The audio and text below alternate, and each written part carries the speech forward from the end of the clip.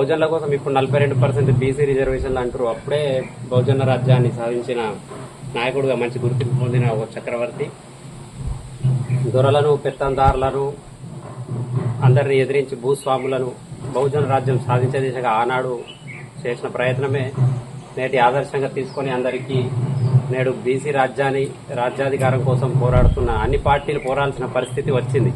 అందుకు కారణం చక్రవర్తిగా బహుజన రాజ్యాధికారం ఏలిన సర్వై పాపన్నగా మనం భావించాలి తప్పదు.